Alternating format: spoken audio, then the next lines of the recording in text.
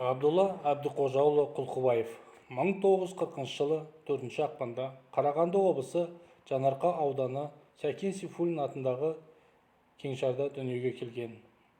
10 сынып мектеп оқуын Жанарқада бітірген. 1957 жылы Қарағанды мемлекеттік медицина институтының емдеу факультетіне түсті. 1969 жылы осы институттың аспирантурасын ойдағыдай аяқтап кандидаттық диссертация қорғады. 1966 жылдан 1978 жылдар арасында Қазақстан мемлекеттік медицина институт ассистент-доцент қызметтерін атқарды. 1969 жылы Абдулла Құлқыбаев бауырдың функциялдық жағдайын жас ерекшеліктері тақырыбына кандидаттық диссертация қорғады.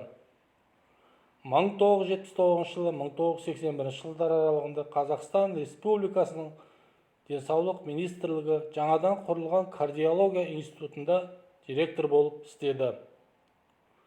Кардиология институтының бірінші директоры және негізін қалаушы ретінде ұзақ мерзімді ғылыми бағдарлама әзірледі.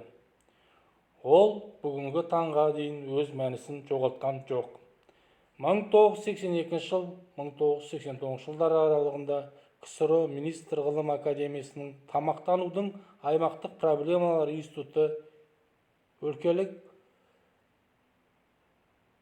патологиялар институтында лаборатория және бөлімше меңгеруші қызметтерін атқарды. 1990 жылы ол фосфор өндірісіндегі зиянды заттармен уланудың патогенезіне алдын алуына және емдеуіндегі тамақтану факторының рөлі тақырыбында докторлық диссертация қорғады.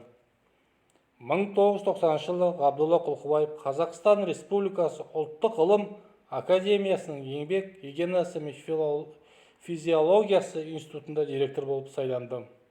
Осы кезден бастап Абдулла Құлқыбаевтың ғалым, жетекші және медицина ғылымын ұйымдастырушы ретінде көп қырлы дарындылығы ерекше айқын байқалды. Мұнда жүргізілетін ғылыми зерттеулердің ауқымы кеңейді. Абдулла Құлқыбаевтың тікелей араласуымен институтта экология, медициналық, гигиеналық проблемалар бөлімі ашылды, әрі табысты жұмыс істеуде. Абдулла Құлқыбаев 300-ге жуық ғылыми еңбектің авторы. Оның 30-ы шетелдерде жарық көрген. 10 монография шығарылып, өзінің редакциясында ғылыми еңбектер жинағын жарыққа шығарды. Сонымен қатар профпатология жетекші құралы және еңбек гигиенасы жетекші құралы дайындалды.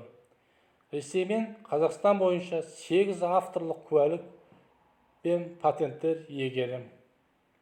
Шетелдердегі бірнеше ғылыми журналдың редакциялық алқа мүшесі.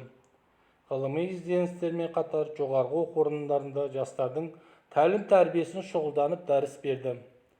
Сол себепті 1992 жылы гигиена мамандығы бойынша профессор ғылыми атағын иеленді.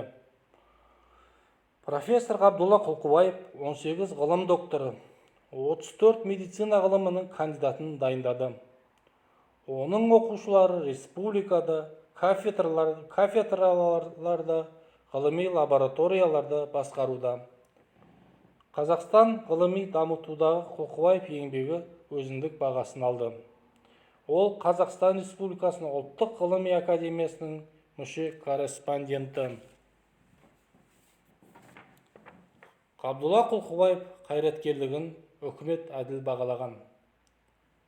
Ғылыми методикалық жұмыстарда денсаулық сақтау мекемелерде белсенді жұмыстар мен сауықтыру шараларын енгізуге мамандар дайындауда табысты еңбек үшін Абдулла Құлқыбаев Әл-Фараби тың жерлерде игергені үшін еңбек ардагері медальдармен, денсаулық сақтау ісінің үздігі белгісімен, құрмет грамотасымен марапатталды.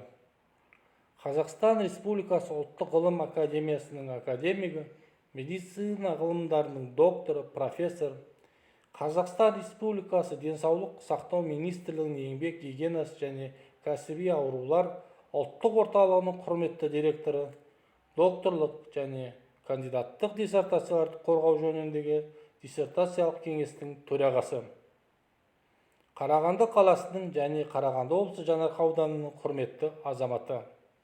Ғабдолла Құлқыбаев 2006 жылы наурызда 66 жасқа толған шағында тосыннан қайтыс болды.